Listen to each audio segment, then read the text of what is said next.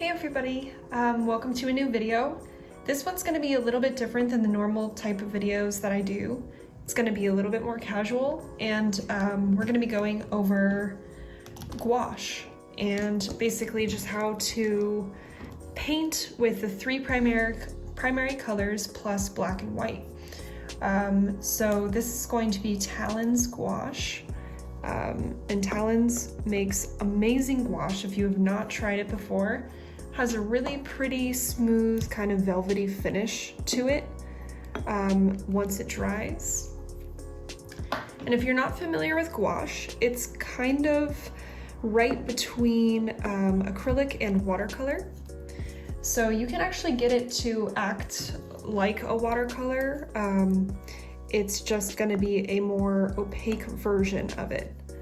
So that's actually how we're going to start out the painting, is by using some different kind of watercolor techniques. I use a lot of white.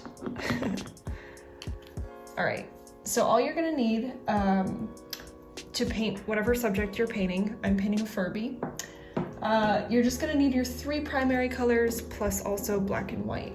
And I'll put these up top. Now, whatever three primaries you choose are going to kind of alter your painting's final look. There are, of course, different reds, yellows, and blues. For this one, the most basic primary colors you can use are permanent rose magenta, lemon yellow, which is primary yellow, and then a cyan light blue. So that's just for the Talens brand. So basically, we're gonna start off by just using a brush with a little bit of water to mix a base color for the body of our Furby. So I'm just gonna take a little bit of black and a little bit of white and kind of mix them together on my palette here. And as you mix your gouache, you're gonna see that it's kind of creamy. The more gouache you use, the more opaque it's going to be, and the more water you use, the more transparent it's going to be. So, as you can see, when you paint it down, it kind of looks like a acrylic. And that's kind of how it feels if you use a lot of gouache. But if you use a lot of water and really thin it out, it's gonna be a lot more fluid, just like a watercolor would be. Now, gouache is unique to acrylic paint because once you add more watercolor in or more water into it, it's not going to dry permanent like an acrylic paint would. It's going to dry water soluble still. So you're going to be able to work back into an area that you've already put down with water. So as you can see up here, kind of in this area, we're getting a little bit more transparent because I've added more water and the gouache on my brush is kind of running out. So you can always just dip back into your mixture. And whenever I'm painting fur or like just an animal, anything with hair or fur, I like to not mix whatever two colors I've combined all the way, because then that way you get a lot of different variety in the fur. Just right off the bat, it makes your job a lot easier for you. You don't have to like go back in and plug in different tones. You just get a lot of variety right off the bat. And I guess I should have talked a little bit more about the paper and stuff I'm using too. This is just standard 140 watercolor paper, 140 pounds, which refers to the thickness of the watercolor paper. So this one is by Rembrandt, and it's a cold press, and the difference between the cold press and the hot press is going to be the texture of the paper. So either one will work just fine for gouache, and gouache is pretty cool. You can use it even in like a sketchbook or something like that. All right. So now I'm just kind of like going back over top of some of the areas that I've already painted with that gray mixture. I'm gonna switch down to a smaller brush so that I can target some of the areas a little bit more and kind of build up. I don't want to like zone in on just one area and really hyper focus on it, but I do want to block in my gray area a little bit more. I think I went a little too dark, but that's okay because I'm just going to use more of the white to kind of build up on top of it. That's one of the awesome things about gouache, is it's so opaque that it kind of acts like acrylic in that way, where you can just really easily layer right on top of it. It has awesome coverage. So I'm just using a round brush to kind of add that secondary layer to brighten up the fur.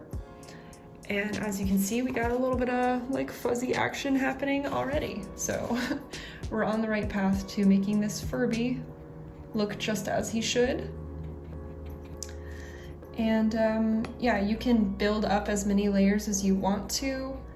I kind of just wanted to correct my gray color before I moved on to other areas of the Furby though. And if you notice that your brush strokes are looking like a little bit dry or ragged around the edges, it's probably because you need to dip your paintbrush back into your jar of water. It's just because your brush is getting too dry. So don't forget to do that if your brush strokes don't have clean edges on them. Okay, cool. I totally forgot this top part of my Furby's ear. The ears are like the most important part of the Furby, so definitely cannot forget those. And yeah, like I said, we're gonna come back in a little bit later and clean that up a little bit more, but we wanna bring up our painting all together at the same time. So you just kind of wanna like block in all the values and make it come up at the same time. That way you're not hyper focused on something, and then you work on an area next to it, and it's not gonna just harmoniously just wrap up all together. It's going to kind of like be a little bit disjointed. So it's best to just make it come up together all at the same time. So now I'm gonna mix this kind of like pink color that's on his stomach. It's going to mostly be white with just a little bit of the pink mixed in there. And I always like to grab a little bit of water on my brush from my jar when I'm mixing too. So obviously this red is super powerful. I could have just grabbed a lot less red, but that's okay. I'm just gonna mix more white in there. And I'm gonna be talking about other colors that you can add into your basic primary palette to kind of enhance it a little bit. Or maybe I'll just do a different video on mixing primary colors. You guys can let me know how interested you are about that in the comments. But I'm going to just take this pink. It's close enough for now, for me. Has maybe a little bit of yellow in it as well. And I'm just gonna plug this color into his belly area. And I'm just gonna use lots of water for this. To kind of quickly spread that gouache around and plug that in. And I know you guys are wondering if this is my childhood Furby. The answer is yes.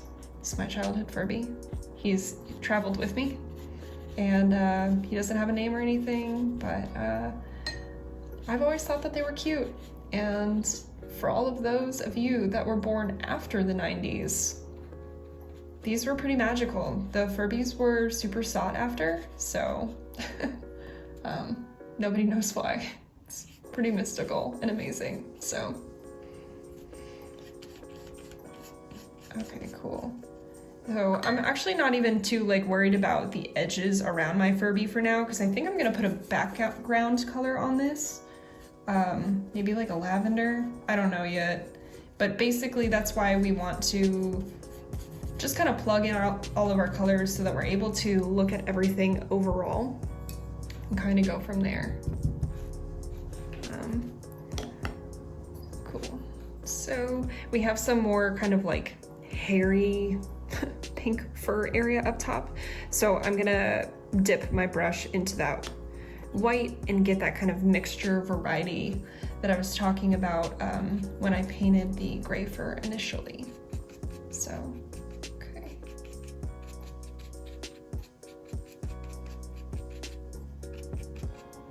All right, so now that we have all of our pink plugged in, we can see that the pink on the gouache painting is a little bit darker than the pink on our actual Furby.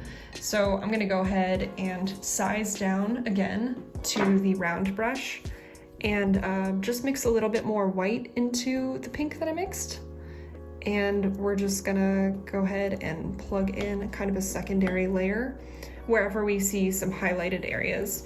So anywhere that's like sticking out a little bit more. So basically just underneath his beak.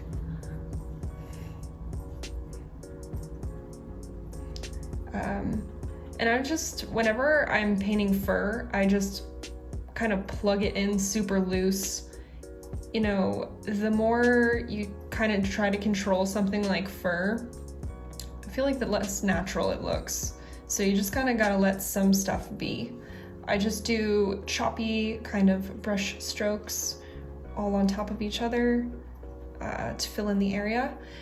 And if it still isn't looking right, you can always go back in with another shade and add a little bit more to it. But like this area right here is inset a little bit. So I'm gonna avoid putting the white directly underneath that. When I come in with a shadow color a little bit later, that's where we're gonna plug that in. And that's what's really cool about gouache. You can just keep going back into areas. Nothing is permanent. I hear a lot of people talk about how scary watercolor is because you basically, you know, put the color down and then all of a sudden people are like, it's forever, you can't fix it. But it's really not true. You can go back into areas with watercolor, especially if you're doing like mixed media watercolor with gouache. You can just forever go back in and fix it. So that's why I like to be super fearless when I paint, for better or for worse, even to my detriment sometimes. But I think it's important to just kind of plug it in and just let it be. So I'm just using that whiter pink mixture to plug in the highlights, and on areas like the ears where it's a little bit more smooth, I'm not doing that choppy brush stroke. I'm pretty much selectively only doing that on the areas with the fur because I want to make sure that I keep my Furby hairy looking with lots of texture wherever there is hair, and then whenever there isn't hair, I'm just leaving that kind of like completely smooth. And when we start painting the plastic on the face, that is where we're going to want to make sure that we get our lines as crisp as possible so that we have like a lot of different textures and definition going on as far as our edges go. So I'm going to go ahead and paint the feet next. It's kind of like an orange color and I don't need a lot of it. We found out that the red is super powerful, and since we're mixing it into a lighter color like yellow, we're just going to use a little bit. A little bit goes a long way. And yeah, the feet are kind of like this macaroni and cheese color, which is super fitting. All right, we need a little bit of white in there.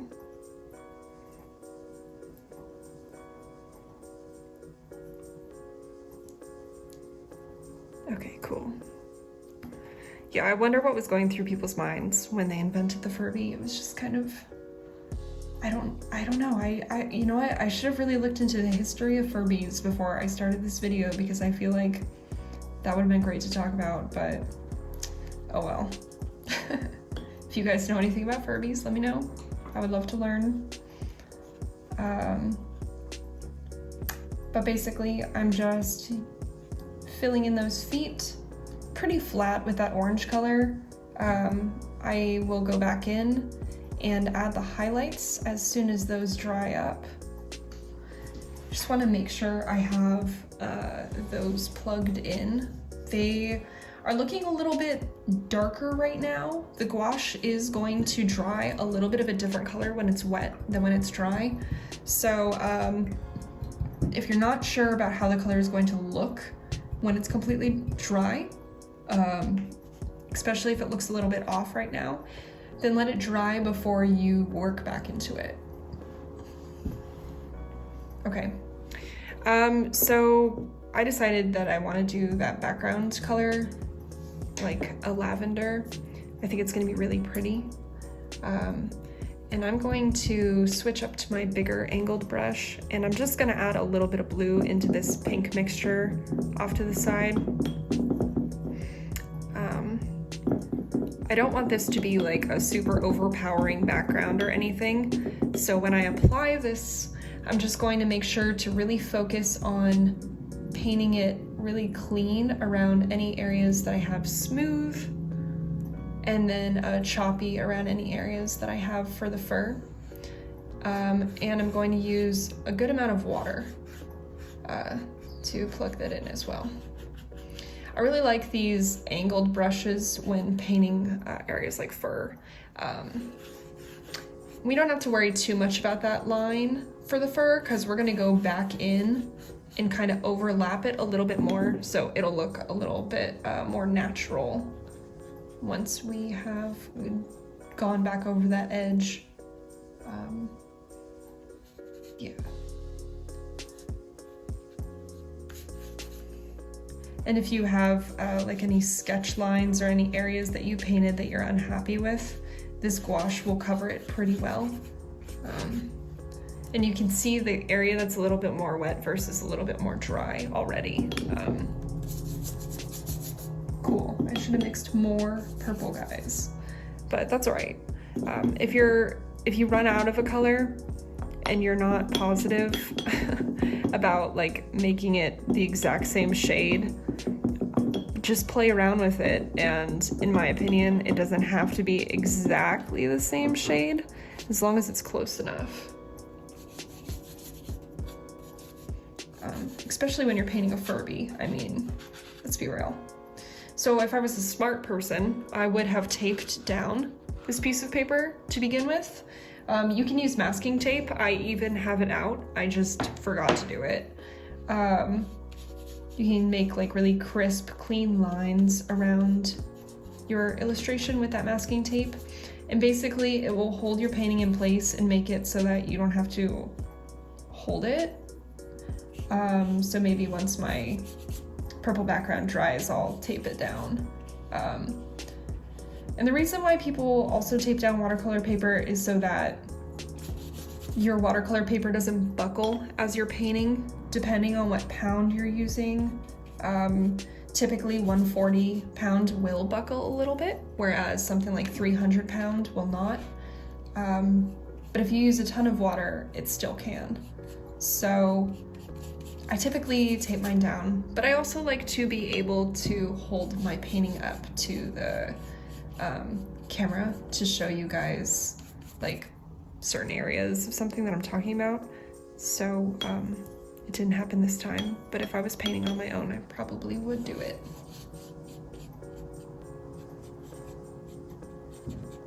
Awesome. I'm just gonna be really loose with that hair on top of that Furby's head because it is just wild. Like, look at that hair. It's good stuff. Okay. So here we have it, guys. Our magical Furby. I want to add a little bit of a shadow underneath the kind of like butt area because I want him to look like he's grounded. And just add a touch of black in there. It's gonna be pretty dark, which is gonna be all right because we're going to be adding a lot of darker colors back into this. We just kind of started out with our mid-tone shades. So I'm just plugging it in right now with my larger brush, and then I'm gonna go in with my smaller pointed brush and a little bit of water, and I'm just gonna kind of like aggravate the edge of it. And you can see how it, when I went over top of the lavender background, it kind of lightened it up. It's just because it's wet. So when it dries, it's gonna be a little bit more close to the background color.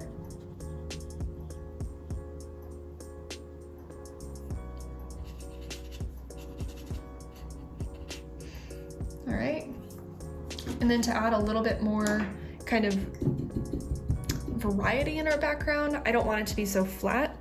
I'm gonna dip straight into my white, and I told you guys I use a lot of white, and I was not kidding. I'm just gonna like really cake it on my brush, add some water, and kind of plug it into a couple different areas. Some people are not as messy of painters as I am, but I tend to be a little bit more messy. I like to have a lot of like gestural kind of brush strokes in my work. So I don't mind if I get everything else covered in paint in the process. It's just kind of how I work. All right. And you can see some really beautiful things happening with the gouache, you know, as opposed to that flat purple we had earlier. We have a lot of like really pretty kind of darker bottom layer areas coming through. That's exactly what we want. Just want some variety. And you don't have to use white to make that area lighter.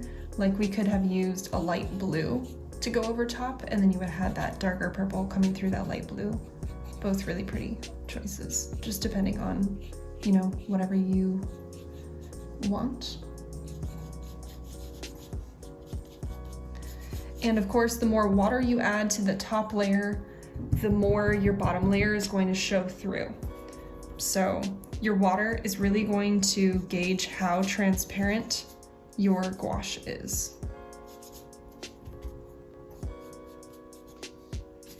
And I'm just kind of like working that white down a little bit more with water, just so that it blends a little bit more seamlessly into the background. Okay, awesome. And you know, if you're not super happy with the background, I don't know how I feel about it yet, honestly. I might come in and add more colors on top, who knows? All right. So for the next step, I'm just gonna go back to my kind of medium round brush that I have, and I'm gonna add a little bit of white into that orangey color we mixed earlier. We're gonna add some highlights onto those weird chicken feet that this Furby has. Here we go.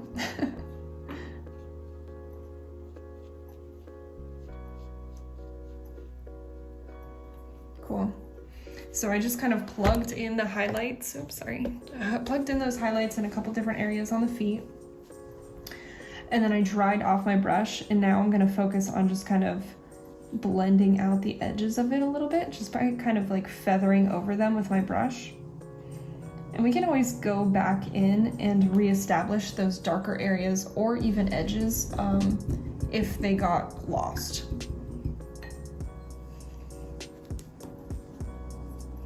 All right, so before we start adding in our darker and lighter, you know, shadows and highlights into the fur, let's go ahead and get our base layer down on the face, and then our painting will be completely at least blocked in. So as you can see, the Furby has some super mesmerizing eyes. We're basically gonna paint the like plastic around the face first, and then we'll block in the eye. I'm gonna use a smaller brush to do this. I guess I didn't even really talk about the brushes that I'm using, which is a shame because they're really fantastic. The brushes that I'm using for this are called Princeton Velvet Touch. And these are their mixed media synthetic line of brushes. They can take acrylic, watercolor, gouache. You basically use them for anything. They're soft, but they have a lot of snap to them. I don't tend to use them for watercolor. I like brushes that hold a little bit more water for watercolor, but they are pretty fantastic for gouache and especially acrylic. So they have a really nice shape to them, and they have that kind of snappy quality. So, all right. So for now, I'm just kind of plugging in almost a flat tone to the plastic area. It's like a lighter gray. It's just black mixed with a little bit of white. And I'm basically getting this base layer in so that I can then go back through and add all of the lighter areas of that. And instead of just blocking that in for now, I am gonna go in and kind of hit that while it's still a little bit wet. And so I'm just gonna dip directly into the white and really like look at the areas where the light is bouncing off the eyelid. Like you can see it right there. You can see a little bit under the eye and above the beak. So I'm just going to focus on plugging that in. And I'm not using a lot of water. I'm really kind of piling it up. It's just a little bit more opaque, and it's going to sit on top. And then I'm going to use a little bit of water to blend out the edges of it.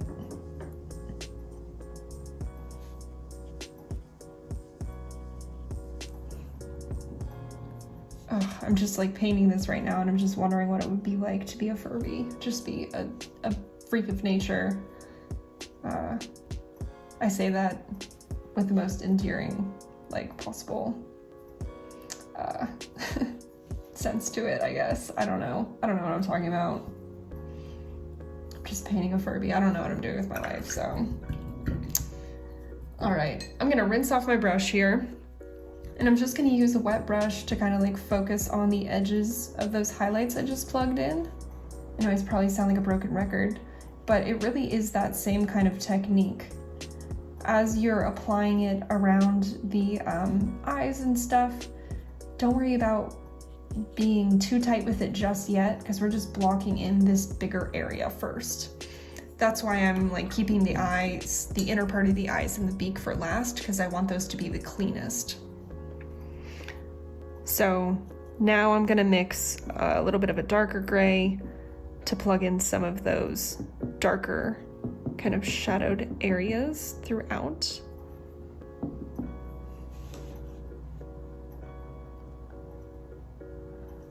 And having like a 3-color primary palette with the black and the white is really nice, because it just allows you to really focus on the different values and shades. So if you're a beginning artist, you can really get those down before you begin focusing on, you know, color theory and some of the other kind of more advanced art principles, I guess.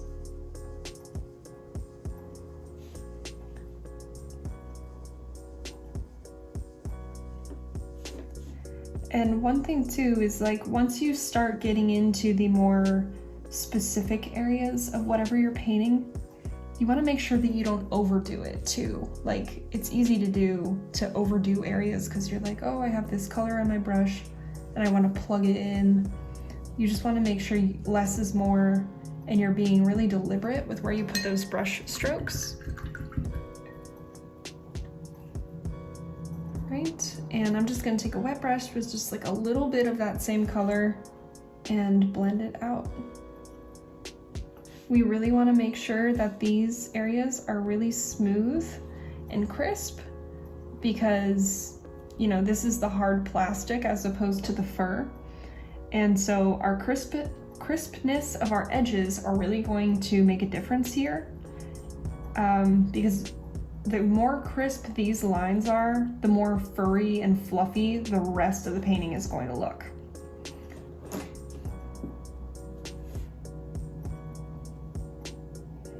All right. And if you're not sure if you're done with an area or not, don't worry about it, because you can always go back to it. That's what's so awesome about gouache. It's never finished. All right, cool. So now that I have that in place, I'm gonna add my bright white highlights on top. And of course, I'm a savage and I already used all the white that I put out, so I'm gonna put some back, a little bit into this dirty kind of mixing pan, and then I have some fresh off to the side.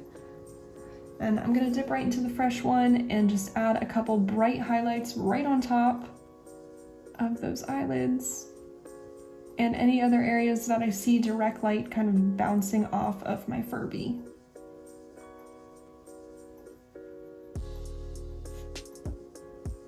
All right, awesome. So next, let's go ahead and block in the actual like white part of the eye. But as we see it, it's not like a perfect white. It's pretty much always going to be in shadows because of those luscious lashes. So let's go ahead and just grab a little bit of that gray we used for the plastic around the eyes, plus a little bit of white. We're going to block those in. And just be sure to use water for this part. We want this to be a little bit like more dull than the area around it if possible. And if you do use lots of water, it's almost like a watercolor wash because we're basically just making the color more transparent by adding the water. You want to make sure that that area is super dry before you add anything else to it, because otherwise it's going to bleed into each other. So we'll go ahead and let it dry. We're gonna plug in the beak next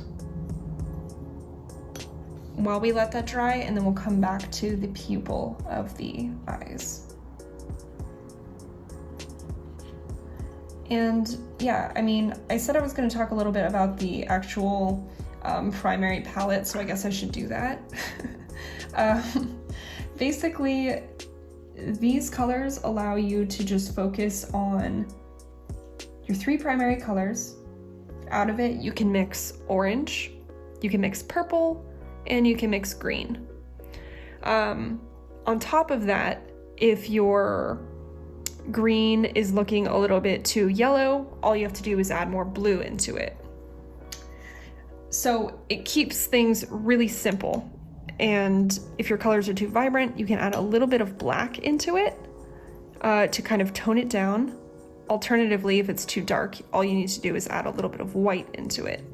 So you have a ton of different options, and it really kind of simplifies how you mix colors. So if you're not positive about how colors work, it's a really great way to kind of figure it out. Awesome. So right now I'm just plugging in the shadows on my Furby's beak. It's kind of a weird shape.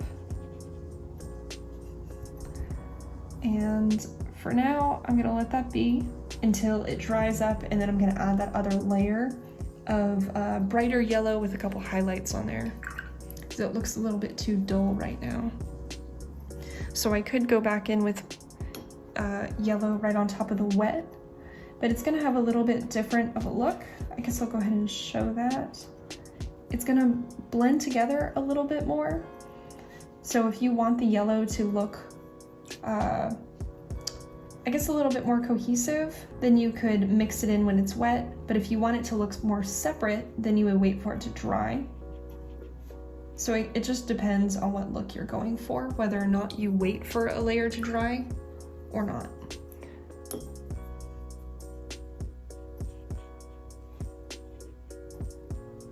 All right.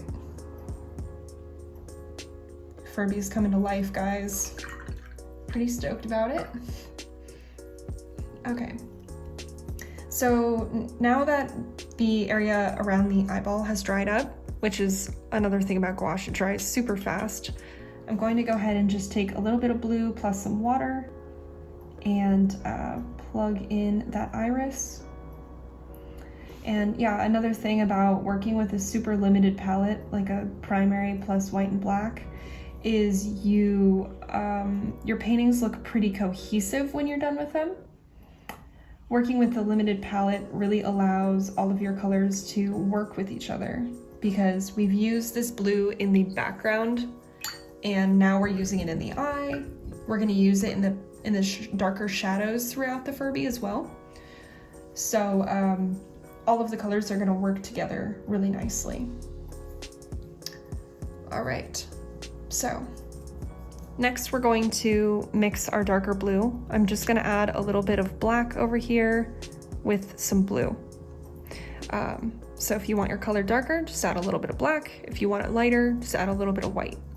If I wanted to, I could add a little bit of red into it and give it a little bit of a purple tint, but I'm trying to stay pretty true to the model that has so kindly shown up today, the Furby. So as you can see, I went ahead and put that darker blue right on top of the lighter blue, and it kind of bled a little bit. That's okay for this area. It's not what I want for other areas though, so just keep that in mind. You want that area underneath to be completely dry, if you don't want it to bleed at all.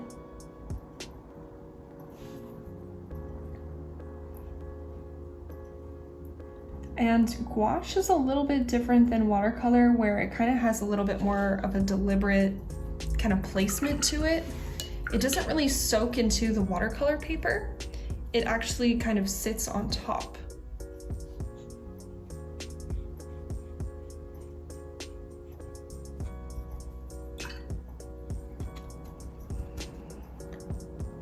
All right, so I placed that darker blue and now I'm using water to kind of blend it out a little bit. I want to make sure that my irises are the right shape. The eyes are really big on this Furby and they're kind of freaky, so it's difficult to paint, but basically you want to make sure that like the circles are the same shape for each of the eyes, even if they're like buggy, bulging eyes. If they're not perfect, it's gonna look off, which I guess would be fine if you're painting a Furby because it looks off anyway, right?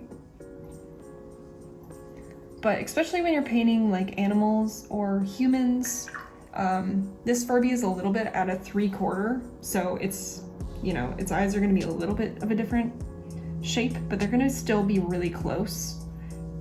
Just kind of check on that as you paint. That if you're painting especially as face on, that it is, those irises are the same size. So, all right, cool. I'll stop talking about eyes and I'll just focus on this. So I need to wait for that area to dry up a little bit more. You see how it kind of spidered out into that white of the eye. So I'm just gonna clean off my brush and use that wet brush to kind of pick up that color a little bit. And I need to let that dry really well before I mess with that edge anymore. So while I wait for that to dry, I'll plug in this little shape above the eyes. And I'm just using pure black and a little bit of white. And that's the thing too, like as you work on something, you might need to jump around to different areas and focus on painting different things as you go. And that's just so that you give the stuff time to dry. Everybody paints differently though, so just do whatever works for you.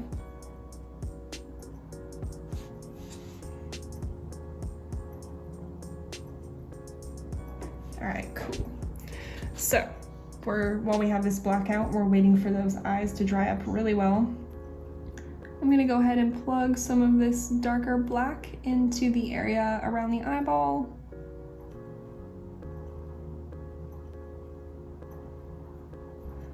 And once you start plugging in those dark shadows, you will see that your contrast is getting a lot more kind of like amped up. And that's awesome. That's what we want. There should always be a little bit of dark black and also bright white in your painting because it's going to add really good contrast throughout. And most successful paintings have a lot of contrast to them, so definitely want to make sure that yours has that as well.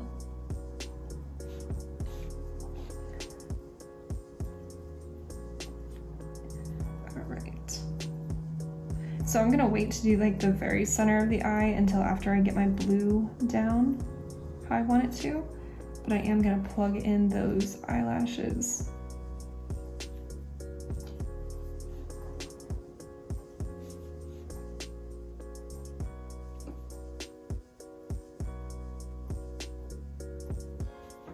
It's like real life where I can't talk and do my makeup at the same time. Okay, so gonna use a little flick of the brush here to put in some eyelashes. I'm probably gonna come back in and add like a little bit more but I just want to kind of know the placement of those for now. And there's a couple like pretty thin lines throughout here. If you wanted to, you could use a liner brush. I do have a couple of those. They work really nicely, but I'm just too lazy to switch. And yeah, if you feel like you can get a thin enough line with your regular round brush, then you can just use that.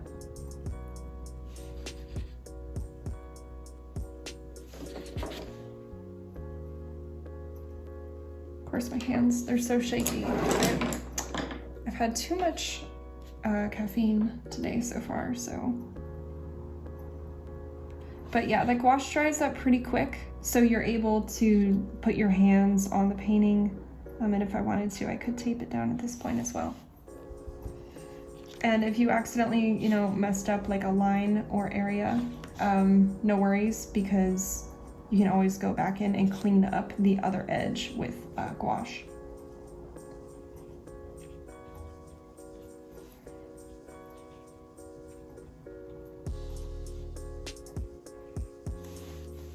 All right, we're getting somewhere, guys.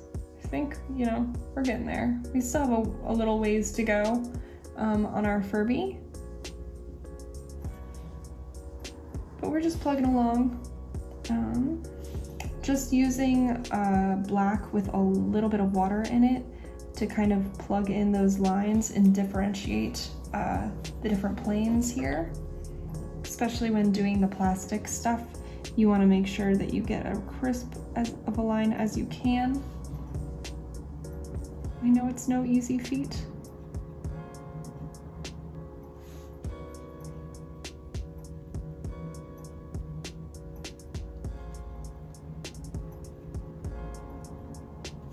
Okay, yeah, this Furby has pretty long eyelashes, so.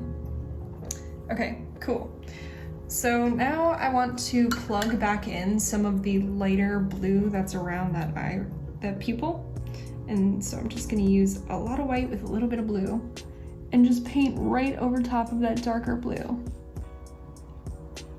And if it's not vibrant enough for you, you can go back in and add a little bit more blue on it.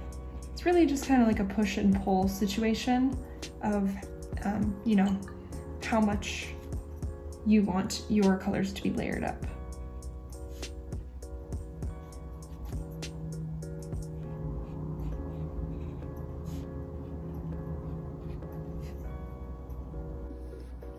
So you know what? I am gonna tape this down.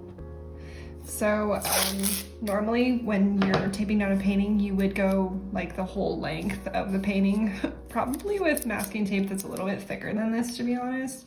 I'm just gonna tape down the corners for now because paper's getting a little crinkly here. And the gouache underneath will be just fine when we pull up the masking tape. It's really gonna depend on what type of tape you're using. You really wanna make sure that it's dry, especially if, you know, your paper's wet. That tape is definitely gonna pull up. So. Cool. Now that we're set, let's go ahead and move on to phase 2. We're gonna start like honing in and doing a little bit more detail work throughout the Furby. So I'm gonna switch down to an even smaller brush here, and I'm gonna just kind of like really re-solidify the different details and planes of the Furby, especially like all of these little black details throughout. I really want to make sure that those are completely black. I don't want any other color to be showing underneath it. And I want to really focus on making sure that my lines are as clean as possible in the areas that I want them to be. The edges of your painting are so important for conveying the texture and the depth and also, you know, the placement. So. Cool. I'm a lot happier with those now. And this is is like my favorite size brush. It's a 3/0 round. So yeah, when you see this little like number /0, it's like a 3/0 round is what it's called. Just in case if anybody wanted to know. Cool. All right. Now before I do the irises, the eyes have like these crazy like hypnotic like swirls around there, and we're definitely gonna put those in. But I want to make sure that like around the black pupil that it's actually blue enough, because I feel like the white really toned down the blue, which is right. But it's not vibrant enough for me, so I'm just gonna add a little bit of blue black back in there and wait for that to dry. Don't be afraid to build up, you know, different parts. Don't be shy to go back in there and really kind of build on top of what you already have. It's super important to push your painting whenever you can.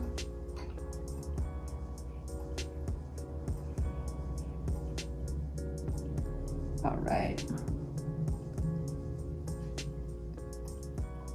Finally getting somewhere, guys.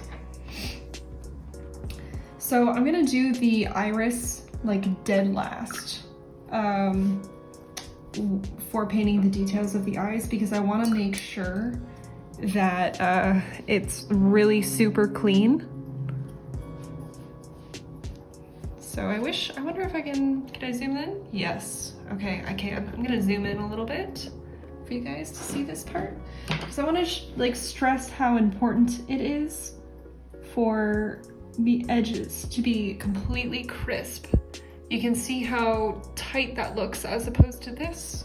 It's a little bit looser, and you can also still see my pencil line, which, you know, like isn't the biggest problem in the world. We could always go through with an eraser if we wanted to at the very end, but you know what? We're not doing that. We're just going to get it right the first time.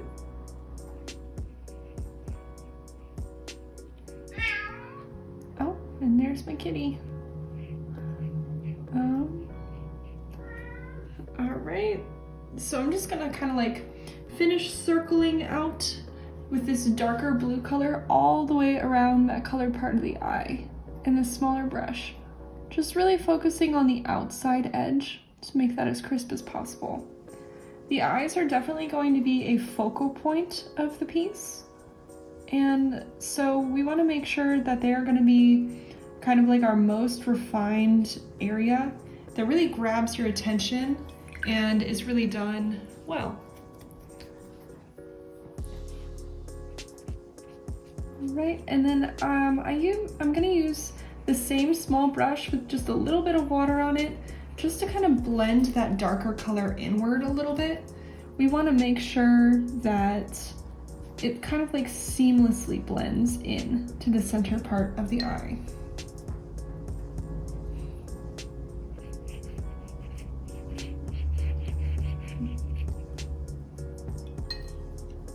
All right, and we can go ahead and do just a couple of those little squiggly lines. And basically, we're not gonna try to like mimic them exactly. We're just gonna do kind of like little, I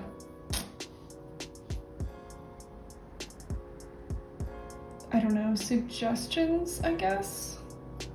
You can tell that my gouache dried out a little bit because it's not, it's kind of like chunky, and you can tell that it wasn't really smooth in those two areas. It's really not that big of a deal. I'm probably gonna do like another layer over top of these little squiggles, because I don't want the focus to be on these exactly. I just kind of want the suggestion of them. And I'm gonna do that for both eyes, just using water and just a tiny little bit of gouache to do these. And then like the smallest brush ever.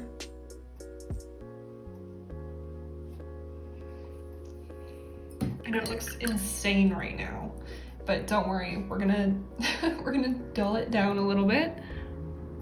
But while we have the white out and the small brush, I do want to add a couple more highlights onto the like actual eyeballs.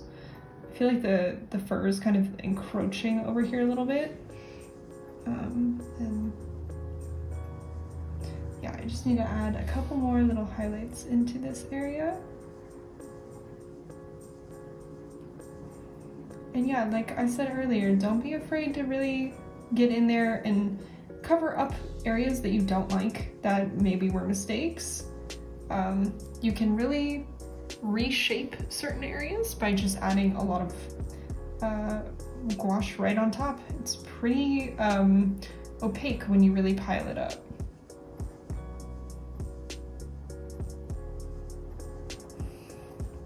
Cool, so I'm a lot happier with those eye shapes.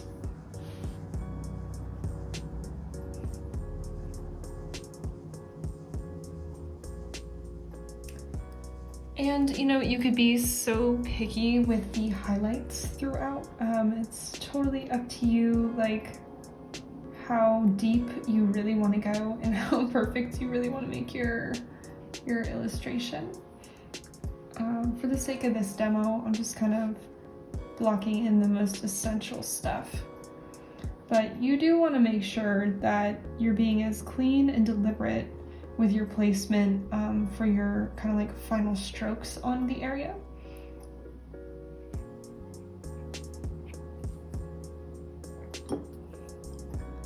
This area around the beak definitely needs to be cleaned up a little bit.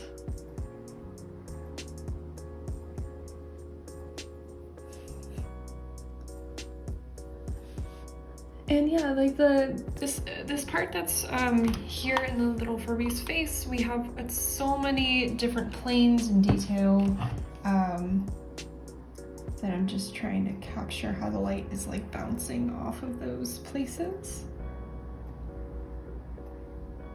And as we tighten up, you know, some of our fur and we start plugging in some shadows in some other places, we may revisit the face area. But for now, I'm just gonna flop the little highlights on that I see.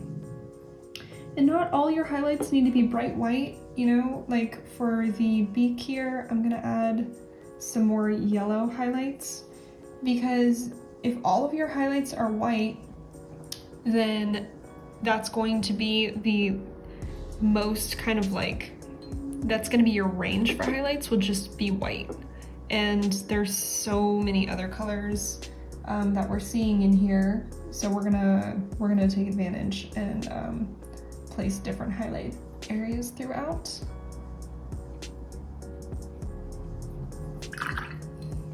And you can also blend your highlights out into your shapes a little bit for even more kind of a soft impact. Okay, cool.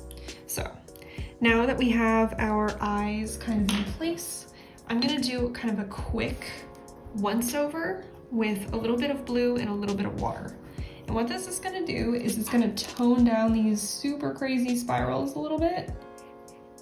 It's going to really brighten up our eyes. And then we should be all ready for the pupils. And then we're gonna add some highlights on top as well. So we're adding like a ton of different layers to that. And as we wait for that to dry up, I'm gonna go back in with a little bit of gray and kind of get like this inside area of the eye. You can see that a little bit on the angle that I chose here. Just gonna clean that up a little bit.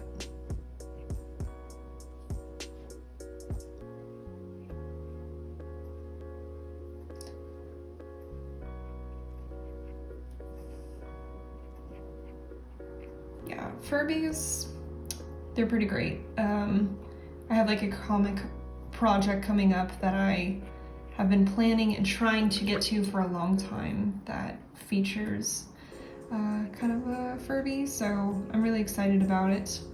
And for now, I'm just trying to build up my YouTube a little bit, and I thought it would be really fun to paint something interesting for the gouache painting. just, you know, do something different, a little more unconventional than I normally do. So, awesome, just reestablishing some of the grays in here. You know, if you notice like one of the areas in your painting is a little bit too flat, you can always just look at your photo reference and see if you accidentally washed out your mid-tone when you were plugging in your highlights and your shadows. That's normally what happens to me. I normally get a little bit too carried away on plugging in my shadows and highlights, and then my main color that was there, my mid-tone that we initially placed, is just completely covered up.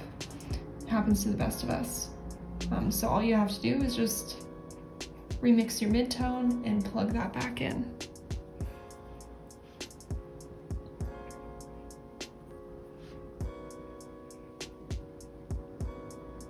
All right, so now that the blues of our eyes have dried up, we're gonna go ahead and take our smaller brush again, and we're gonna go ahead and reach into that black.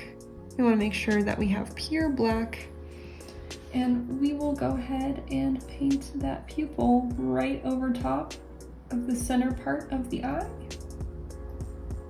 Always start smaller than you think you might need to in case you need to go a little bit bigger. And again, definitely add a little bit of water into your gouache. I like to put water on my brush and then reach in to my palette with my brush and then kind of dab it off to the side, or mix the water into the gouache on the actual palette. You want to make sure that you have some amount of water mixed into your paint so that when you apply it, it goes on smooth and evenly. Okay, cool. We got the creepy eyes down, guys, for now. We're gonna go ahead and let them dry a little bit. We might add some more details into them later. Cool, just trying to get back to baseline here. Awesome. So now that we have our face a little bit more blocked in, and before we focus on like the feet and the ears, let's break it up. Let's go back into our fur. We have some really cool kind of like purpley gray tones going on. So our initial color that we mixed for the mid-tones was kind of a gray color just by using white and black. We're gonna mix that same gray color, and then we're going to reach into our red and purple, red and blue, and mix some purple. We're gonna then mix that purple into our gray. And this is gonna be a shadow and highlight color, but because we used black and white to mix it, you can just mix your black directly into it for your first shadow color. So we wanna make sure that this dark gray purple that we mixed is going to blend nicely with our initial color, but also have enough contrast in it that it's worth plugging in. So I'm gonna look here at my reference and kind of start plugging it in to any areas that I see that have like a shadow going on. Also kind of throughout, especially with fur, you wanna make sure that if you're adding a shadow into a fur area, that you're using either water to kind of blend that out a little bit, but you also wanna make sure that you're going to apply it to a lot of different areas of your initial tone, because you don't wanna like repaint your entire gray area. You just wanna kind of plug this into a couple different areas, just to help with variety. And if you accidentally overdid it, it's gouache, so you can always go back in and just reestablish. And so after my initial first layer, when I'm going back through to add in highlights and shadows, especially with fur, I always make sure to focus on the edges. We want to make sure that our fur looks really fluffy, like it just came out of the box, not like it has been messed with and played around with for years, for 20 years. So I'm just plugging that purpley kind of shadow color in throughout. And yeah, like, I mean, you can definitely see a little bit of a purple tinge in here. This is definitely more kind of exaggerated color. I love using purples for shadows. It's gorgeous. Purple is one of my favorite colors when I paint. But we chose to do that purple background, and I think that this is gonna complement that really nicely. And again, when painting fur, that round brush comes to a really nice point, and it really allows you to get lots of really organic, quick strokes, which is just what we want.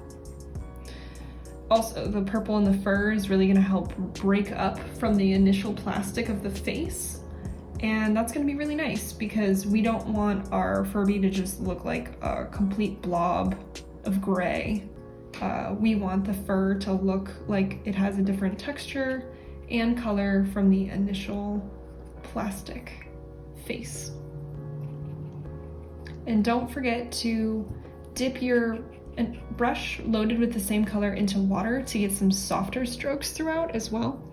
That's gonna help make your fur look a little bit more realistic and whimsical. And you can go back over with a wet brush as well, just to kind of soften it out. If your lines are really sharp and clean, then you know, your fur is not going to look as fluffy as if you kind of soften it. So for our highlights, all we're simply gonna do is add a bunch of white in to that same color we were using. If it's too purple and too far away from your initial mid-tone color, you're gonna wanna mix a little bit more of that initial color back in. Mine was just a little too purple, so I'm gonna add back in some gray.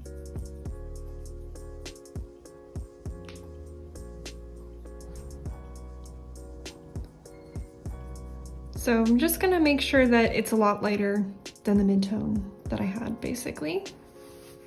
Okay. And just look at your reference or subject. And yeah, keep in mind that this is gonna be a little bit more wet than you apply it, or a little darker when it's wet and you first apply it. But look at your subject and kind of choose a couple different areas that this softer white will be. We're just gonna plug that in.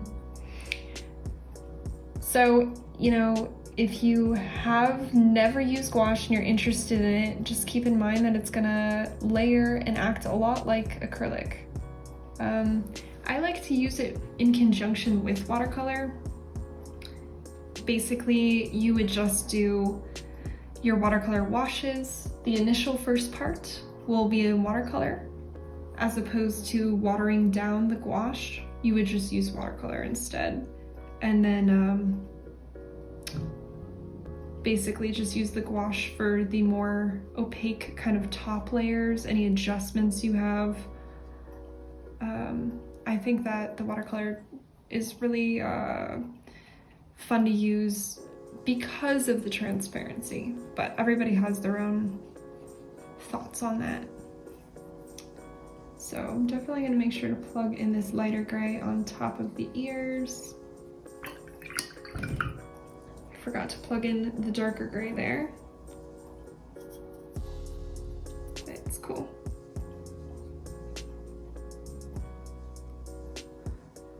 All right.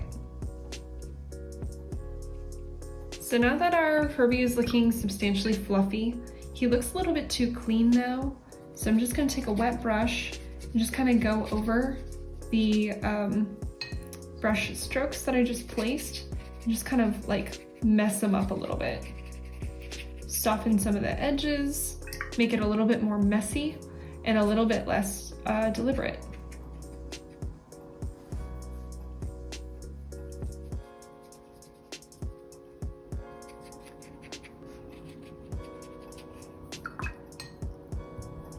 So your gouache is not going to be permanent. Just remember that when you're painting with it.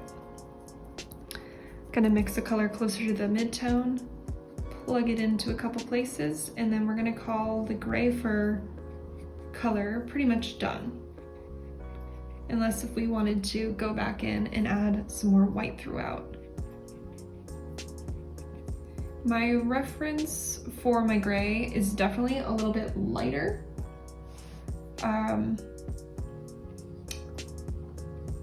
But that's okay. I kind of like the painting being a little bit more dark. It's got a nice look to it.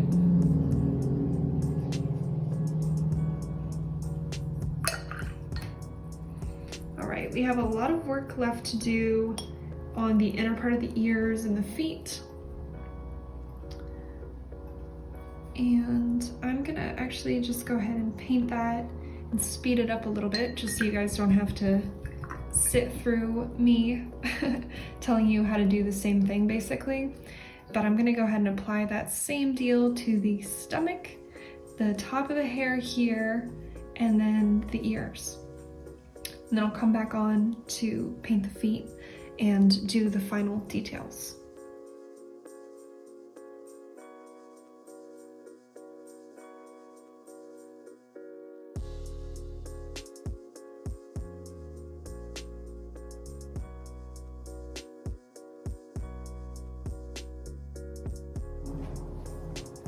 Okay, so now I'm gonna go through and start adding a lot of highlights throughout.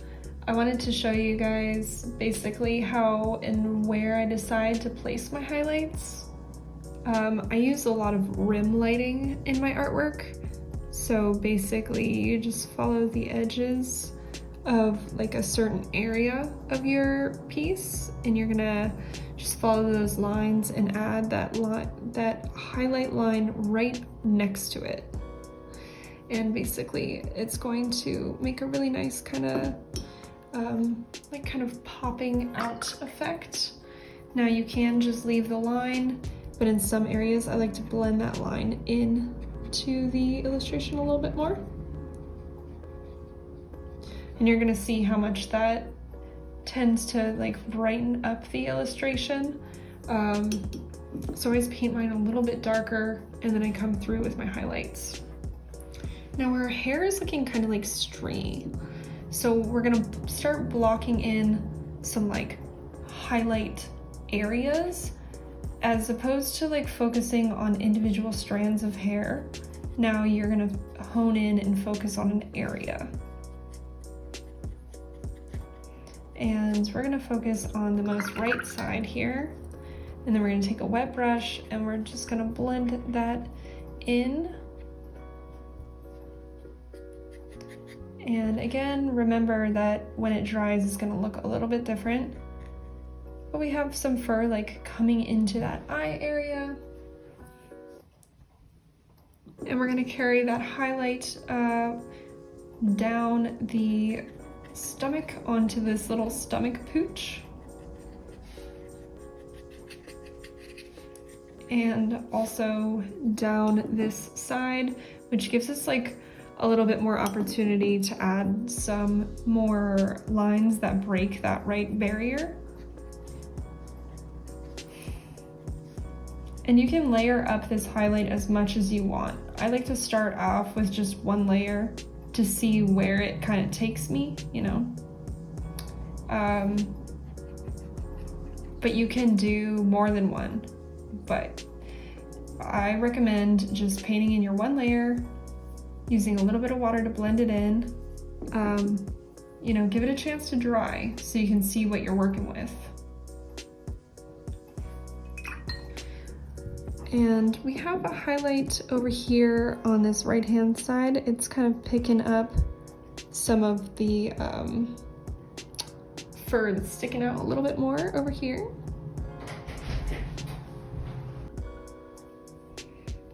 And then we also have some over here. So I'm kind of like choosing how heavy I want to lay my white down.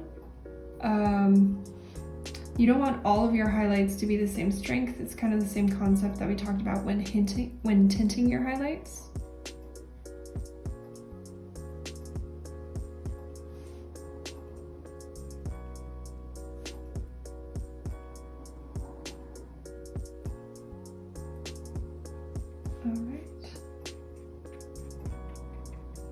As you can see, that really kind of like helped brighten up our piece. Not even done plugging those in yet. We haven't really touched the feet at all, which we need to do. I'm breaking my own rule. You really should bring it up all at the same time. So we're gonna go in there and do that next. But, you know, gouache is one of those things. Don't be shy, just kind of keep fixing it until you're happy with it, you know? There is just a couple highlights down here.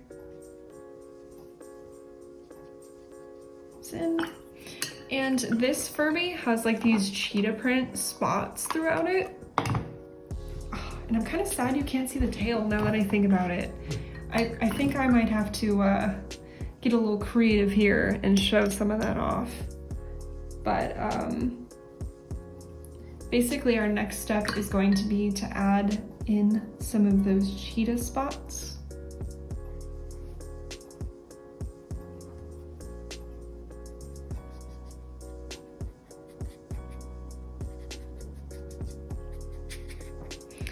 Now that our Furby is looking a lot closer to the right tone, we'll be able to do that shortly. And then yeah, we're gonna have to plug in that tail. Now that I've been inspired by just seeing the tail, I definitely have to go back in and add that. So these spots are just like kind of tufts of hair. So you don't want to paint them like perfect spots. We're just gonna paint them like a little cluster of hair that's dark and on the Furby.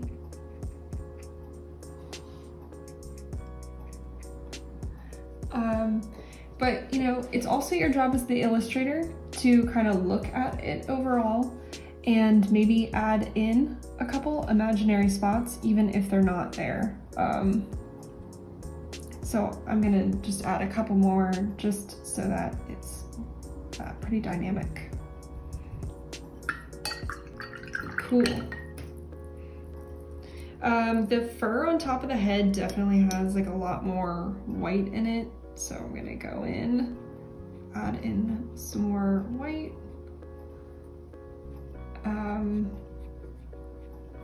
Yeah, that hair is pretty spaced out up there, so we want it to be pretty bright. And also, it looks like this ear over here is getting like a little lost behind all this hair. It's making this ear look gigantic, and this one is not looking big enough.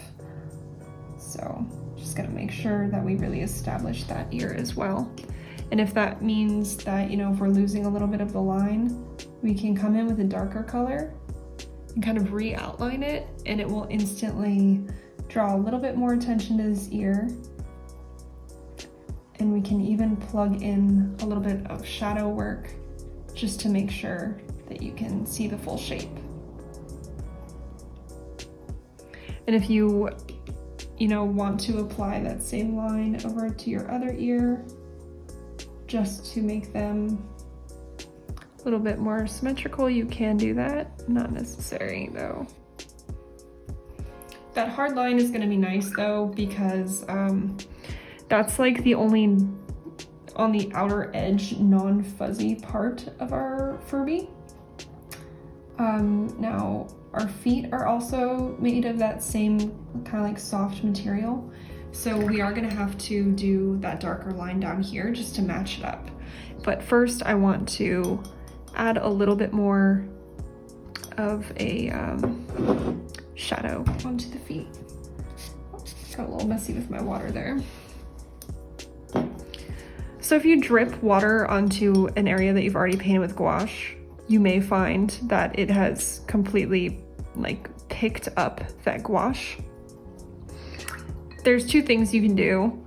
you can just blot it with a paper towel, and the faster you do it, the better, because it's going to just kind of pick up whatever water is on there. But if it's been sitting for a while, you're probably going to have to do that and then go back over with that initial color that's underneath.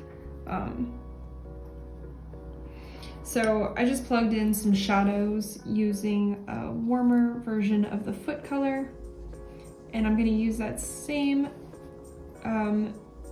mixture of paint to do the outer edge of the feet.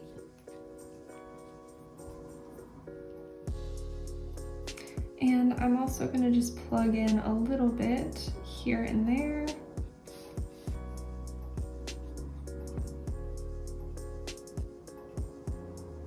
Cool. And if you want to, you could also take that same color and just plug it in a couple areas throughout. I tend to do that quite a bit because it just helps reinstate the certain colors that are throughout your piece. It makes it a lot more cohesive.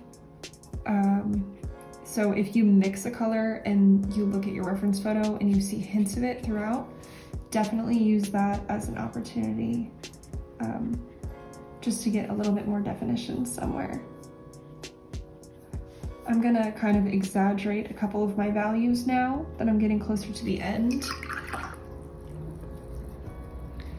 And the more that I look at it, the more I want the background of my Furby painting to be a little bit more white. Like, I think that there's too much purple and it's kind of distracting from my Furby. So, once I finish the feet, we're gonna do that. And then we'll take a final look at our Furby and do some final finishing touches.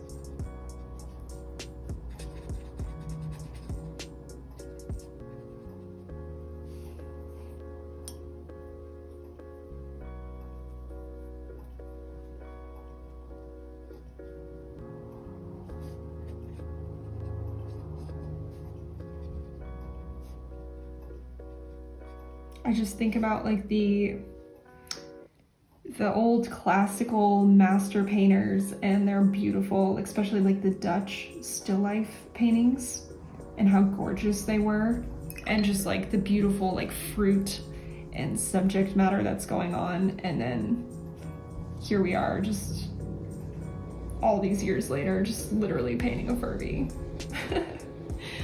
Okay, cool, I'm here for it.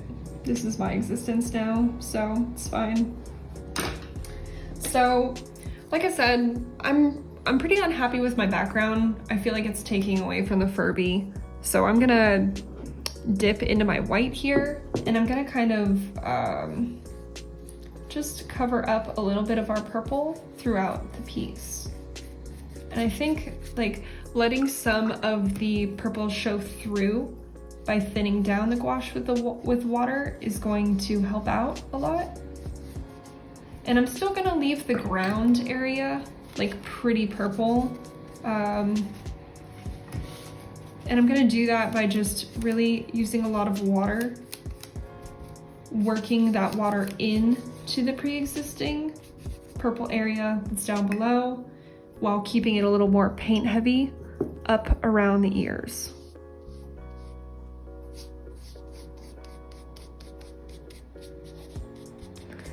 And I'm also going to use this as an opportunity to blur the furry lines or outer edge of the Furby.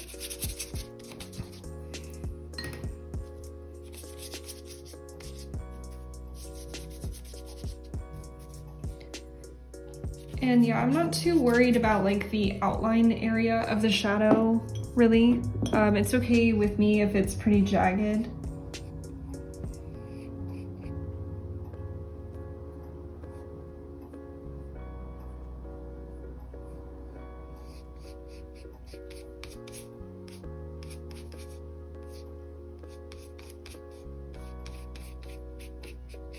And then I'm also going to brush that white into the highlighted top part here. That little poof of hair. Like, what even is that?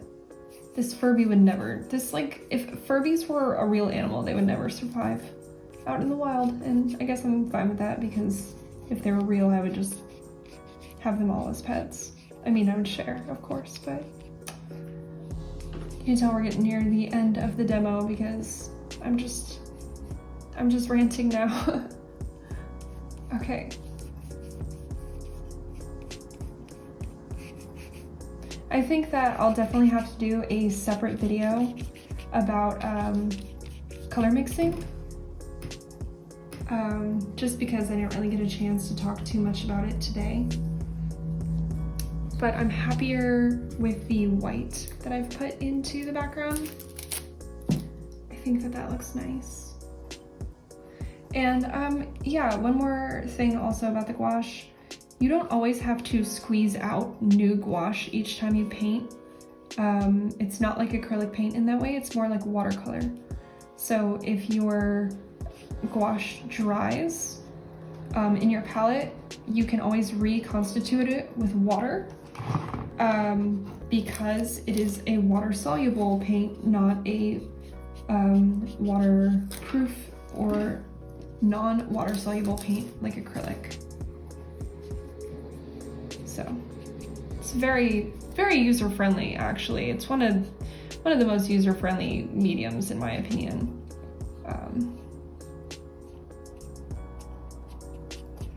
And yeah, I really like doing this kind of like heavier technique in the background, just because we get all these really interesting tones in there. And I'm just gonna go ahead and do a final few touch-ups on the Furby. I'll leave it on time-lapse just so you guys can kind of see what I'm doing.